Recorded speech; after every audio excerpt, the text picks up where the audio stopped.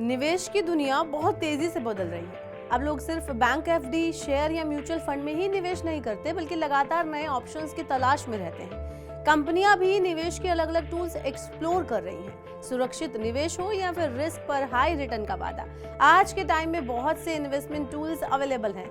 ऐसे में आप अपने हिसाब से सही निवेश ऑप्शन चुन भी सकते हैं। इन्हीं में से एक बेहतरीन प्रोडक्ट है सिस्टमैटिक डिपॉजिट प्लान।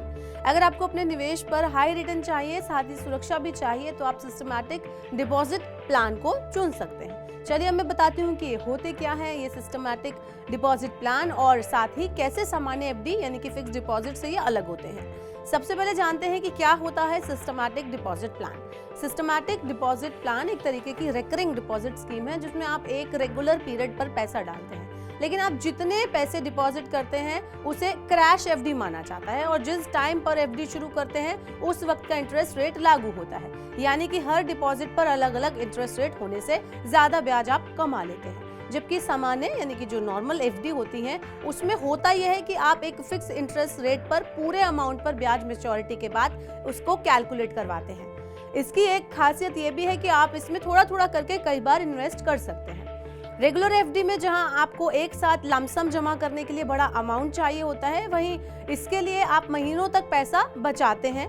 और उसके उलट अगर हम इसकी बात करें तो एसडीपी में आप थोड़ा थोड़ा करके यानी सिस्टमैटिक डिपॉजिट प्लान में आप थोड़ा थोड़ा निवेश करते हैं और बार बार पैसा डाल सकते हैं। जैसे कि आप हर महीने 2000-3000 से लेकर अपनी मर्जी तक का निवेश कर सकते हैं। आप एसपीडी के कुछ फायदों पर भी नजर डाल लेते हैं। इसका एक फायदा ये है कि आपने कोई डिपॉजिट किया है तो इस पर जो इंटरेस्ट रेट लागू हो रहा है वो इसके टेन्योर तक फिक्स रहेगा। इसके मूलधन और मैच्योरिटी अमाउंट की चिंता आपको नहीं करनी पड़ेगी।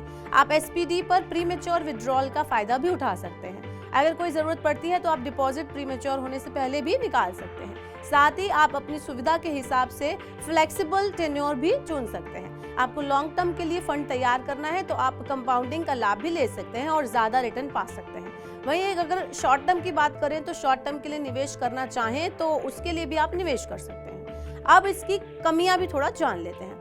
सबसे पहली बात यह है जो आपको ध्यान में रखनी चाहिए कि हर डिपॉजिट के साथ जो मौजूदा ब्याज दर लागू होने का प्रावधान है वो यहाँ एक खामी लेकर भी आता है। जैसे कि मान लीजिए कि फिक्स डिपॉजिट पर इंटरेस्ट रेट घटा दी गई है और आप इस दौरान पैसा डाल रहे हैं तो आपको डिपॉजिट पर कम ब्याज मिलेगा। रिकरिंग डिपॉजिट में होता यह है कि आपको हर इंस्टॉलमेंट पर उतना ही ब्याज मिलता है जितना निवेश शुरू करते टाइम था। इसके अलावा प्रीमेच्योर विड्रॉल पर आपको जुर्माना देना होगा, जैसे कि अधिकतर निवेश योजनाओं में होता है। इस प्रकार अगर आप एक बार में बड़ा अमाउंट निवेश नहीं कर सकते बल्कि थोड़ा थोड़ा निवेश आपको ज्यादा आसान लगता है, तो ऐसे में आपके लिए एसपीडी बहुत ही अच्छा ऑप्शन हो सकता है।